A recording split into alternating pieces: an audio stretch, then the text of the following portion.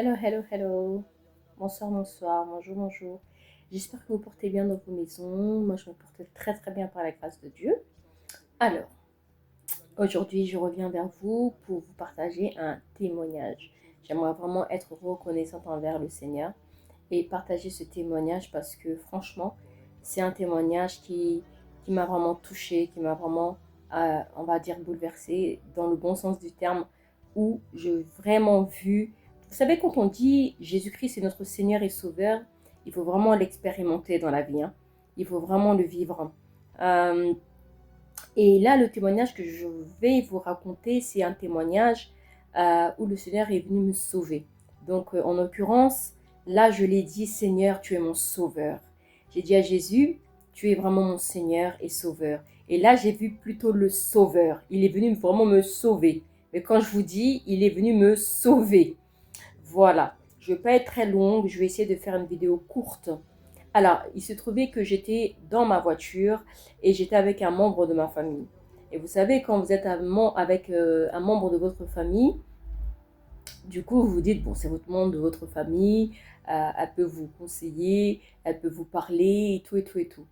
Et il se trouve que il faut faire attention quand vous conduisez, que lorsque c'est un membre de famille, même si c'est un membre de famille, il faut quand même faire très attention, il faut être vigilant. On va commencer d'abord par vous raconter l'histoire. Alors, donc, j'étais dans ma voiture, j'accompagnais ce membre de famille chez elle. Parce que ce membre de famille était venu chez moi et du coup, je l'ai accompagné. Il était proche de chez moi, je l'ai accompagné. Et pendant que j'ai accompagné, du coup, sur ma route, il y avait une route qui était barrée. Et sur cette route, on ne pouvait pas prendre l'itinéraire habituel, hein.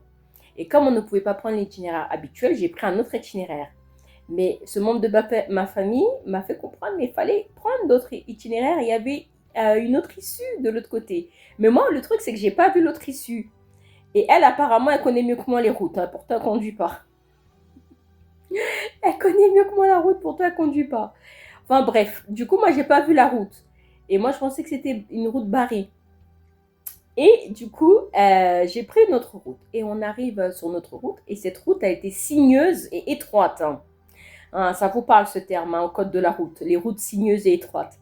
Du coup, j'ai pris cette route-là et là, le membre de ma famille commence à me stresser pendant que je suis en train de conduire. Mais pourquoi tu as pris cette route? Fallait pas prendre cette route-là. Regarde, il fait tout noir. Quand il fait noir dans la nuit, il faut jamais passer par là toute seule. Hein? C'est pas normal. Fallait pas prendre cette route. Je regarde le monde de ma... Enfin, je dis au membre de ma famille, ne t'inquiète pas. Je suis habituée même à passer par des routes comme ça me fait pas peur, j'ai pas peur. Elle me dit, mais non, c'est dangereux, faut pas passer par là, et tout. Et du coup, le temps semblait long pour cette personne, parce qu'elle n'était pas habituée à prendre cette route, elle n'était pas du tout habituée. Mais moi, en fait, j'étais déjà passée par là. Donc du coup, ça me faisait rien du tout, j'étais pas impressionnée par la route, et la route ne m'intimidait pas. Et moi, il m'en faut beaucoup pour m'intimider, et du coup, moi, ça m'intimidait pas du tout. Et du coup, je continue à conduire, je continue à conduire. Mais non, mais pourquoi tu as pris cette route? Et du coup, ce membre de ma famille me mettait la pression. Et elle ne savait pas qu'elle me mettait la pression. Et du coup, moi, je suis de nature très calme. Je reste tout le temps calme. Et du coup, malgré qu'elle était en train de me mettre la pression, malgré qu'elle était en train de me stresser, j'étais toujours calme. À un moment donné, elle a monté la pression. Ah, mais fais attention, il y a... Oh my God. Il y a le camion qui arrive. Regarde. Vite, vite. Tourne, tourne. Prends la route. Vite, vite, vite, vite. Avance. Oh. J'ai dit, mon Dieu, j'ai dit à Jésus, Seigneur, si je reste pas calme dans cette voiture, il y a quelque chose qui va pas bien se passer ici. Et quand on vous dit que quand Christ habite en vous, l'espérance de la gloire, rien ne peut vous arriver. Rien ne peut vous arriver, je vous assure. Elle m'a stressée. Il y a un camion qui est passé sur la droite. Pouin. Le camion, il est passé, mais... Et c'est à ce moment-là qu'elle me dit de me rabattre. Vous vous rendez compte? Donc moi, je ne l'écoute pas. Je regarde mes rétroviseurs, intérieur, extérieur gauche, extérieur droit. Je vois que le camion est passé. Une fois que le camion est passé, je me rabats. Pourquoi? Vous savez pourquoi? Parce que je me suis retrouvée sur le terre-plein central. Je me suis retrouvée sur le terre-plein central. Et elle, au moment où le camion passe, c'est là où elle me dit de passer. J'ai dit non. Je ne t'écoute pas. J'ai gardé la maîtrise de soi. Voilà pourquoi la maîtrise de soi est importante aussi. Ça vous permet de vous maîtriser dans des situations difficiles. Ça vous permet de vous maîtriser dans des situations imprévues, hein, parce que c'était un imprévu ça. On n'avait pas prévu de passer par cette route. On n'avait pas prévu que le membre de ma famille n'allait pas supporter ce passage de cette route. Et là, le Saint-Esprit, qu'est-ce qu'il a fait? Maîtrise de soi. Patience, calme, tempérance. Le fruit de l'esprit, Galates 5, 22. La maîtrise de soi et la patience. C'est l'un des fruits de l'esprit. L'amour, la paix, la joie, la patience, la maîtrise de soi, la bonté, la bénignité, la fidélité, la tempérance. Galates 5, 22. C'est l'un des fruits de l'esprit. Et le Saint-Esprit en moi, quand Christ en vous, l'espérance de la gloire, habite en vous, personne ne peut vous déstabiliser. Personne. Parce que vous savez, quand vous avez un membre de famille dans votre voiture, c'est pas pareil que comme si vous avez une personne étrangère. Le membre de la famille, c'est quelqu'un qui vous connaît et que vous connaissez. Donc, vous lui faites confiance. Mais là, je ne devais pas faire confiance aux paroles de ce membre de ma famille. Parce que sinon, je ne serais pas en train de vous parler aujourd'hui, je serais à l'hôpital avec ce membre de ma famille. Je ne serais pas en train de vous parler là, je serais à l'hôpital. Donc, je voulais vraiment vous inciter, quand vous êtes en voiture, au fait, ne vous laissez jamais déstabiliser par les passagers. C'est vous qui êtes le maître de la voiture. C'est vous qui êtes le maître du volant. C'est vous qui conduisez. Ce n'est pas le passager. C'est vous qui conduisez. Donc, n'écoutez pas. Si elle vous dit, ou s'il vous dit, allez à gauche, n'écoutez pas. Écoutez votre GPS et votre intuition. Et ce que le Seigneur vous dit pendant que vous conduisez. Voilà. Pour ceux qui ont accepté Jésus-Christ en tant que Seigneur et Sauveur, vous entendez aussi la voix du Seigneur. Donc, écoutez ce que le Seigneur vous dit. Donc là, je bénis Dieu parce qu'il m'a... Oh là là, je ne serai pas en train de vous parler là. Je ne serai pas en train... Je serai peut-être là à l'hôpital dans un lit. Mais Jésus, il nous aime tellement. Il m'aime tellement qu'il n'a même pas permis que quoi que ce soit arrive sur la route. Je suis rentrée comme je suis venue. Et ce n'est pas la première fois qu'une chose sur la route m'est arrivée. Au début, quand j'étais un peu plus jeune, au début de ma conduite, du coup, j'avais une autre voiture que celle-ci. Et vous savez, dans cette voiture, on avait pris une pente pour aller visiter un bien. Et quand on a voulu visiter ce logement, on a fait un accident. On a reculé et on a tapé derrière une voiture et il y avait même une personne âgée derrière. Et je bénis le Seigneur que cette personne âgée n'est pas décédée. Elle a été à l'hôpital, nous aussi on s'est retrouvés à l'hôpital. Il y avait mon premier enfant, il y avait mon mari, il y avait moi. Mon premier enfant était derrière, il n'a rien eu. Aucun bout de verre ne l'a touché. Aucune étincelle ne l'a touché. Rien, des nada. Rien ne l'a touché. Moi, j'ai rien eu du tout. Mon époux n'a rien eu. Mais c'est cette dame.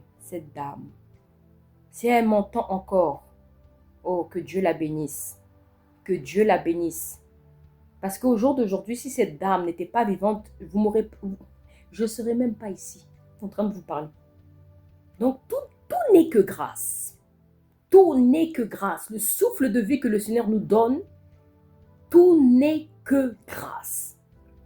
Voilà pourquoi, moi, dans ma vie, j'essaye d'être le plus simple possible.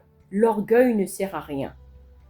L'humilité précède la gloire, l'orgueil précède la chute. Déjà, dans ma vie, c'est un miracle. Mes enfants aussi, ce sont des miracles. Mon mariage aussi, c'est un miracle. Tout ce que Dieu me donne, ce sont des miracles. Je n'ai rien obtenu comme ça en claquant de doigts. Et je sais que toute ma vie, là, tout ce que le Seigneur me donnera par la suite, c'est que des miracles.